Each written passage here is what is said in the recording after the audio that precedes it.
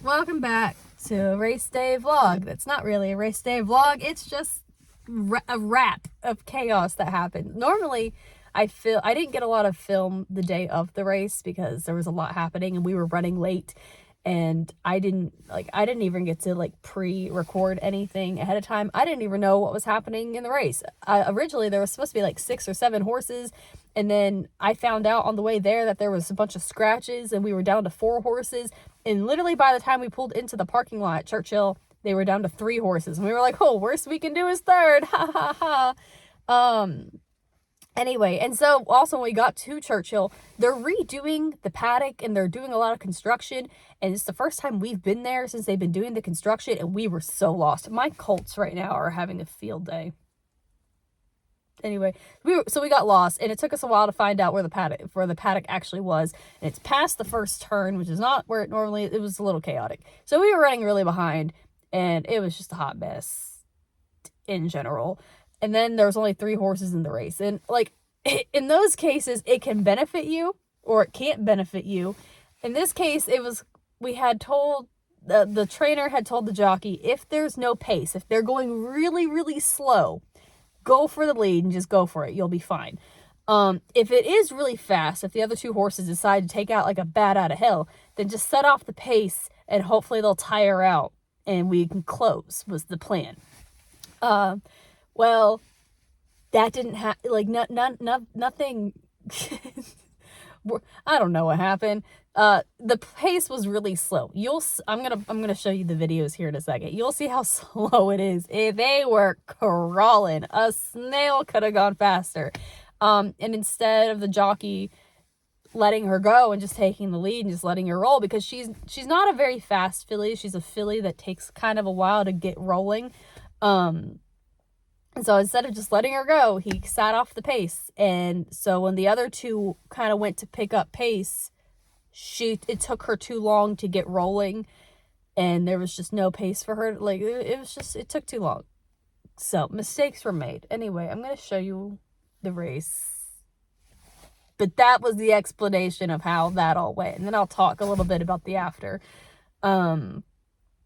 It's been so chaotic between the sales and everything. We're finally done. And now there's something new happening, which is more chaotic, but it's fine. You'll see. You will see.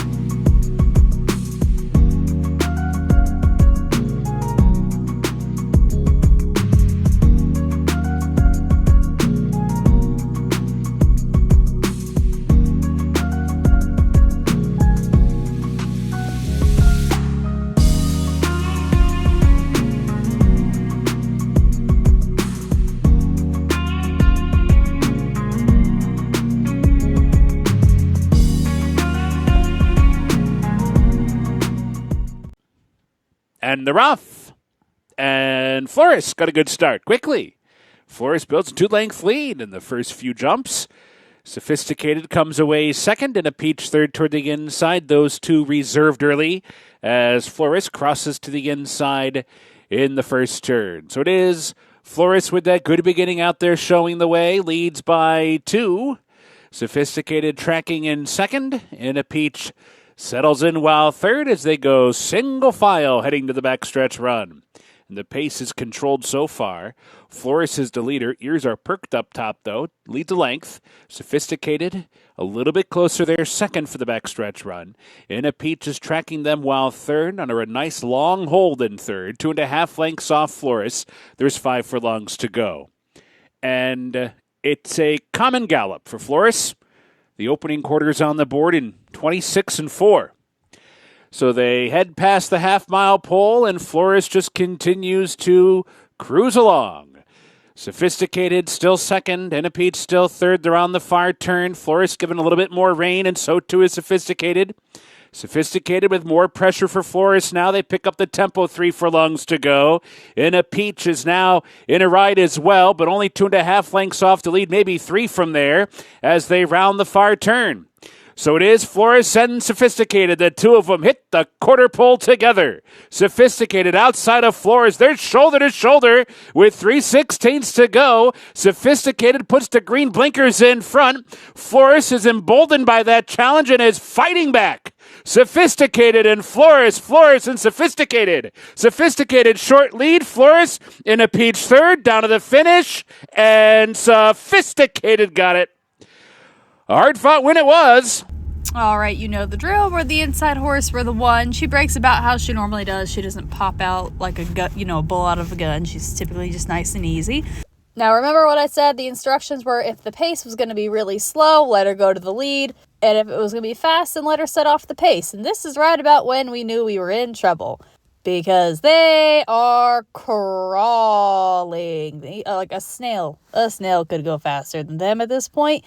And you can kind of see her every once in a while. She'll kind of throw her head down a little more. He has her on a nice loose rein, and she'll kind of try and creep up a little bit more closer to the other two. And then he kind of sits back and tells her to relax a little bit more, kind of fights her a little bit instead of just letting her go. Like right around here is a great example. You see him sit back just a smidge as she tries to sneak up. He should have just let her go. Anyway. Now, I always say horse racing is probably like the one equestrian sport that it does primarily evolve around the talent of the horse itself rather than a rider. But obviously, the rider can make or break a deal just like in any other discipline. Short races like these, they can be kind of hard to judge the pace and all that jazz. But anyway, so here's where we also kind of get into a little more trouble. The other two are kind of going ahead and making a bit more distance between her and them. And again, she's not a horse that's like super quick to get going. She does take a little bit while to pick up speed. And so once they started opening up on her, and as of right now, he's starting to ask her to move.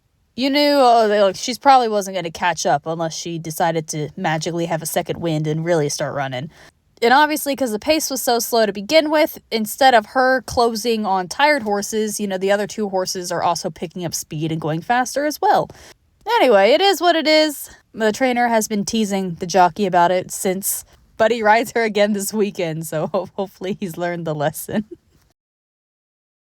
So yeah, that's that. It was just a paid workout.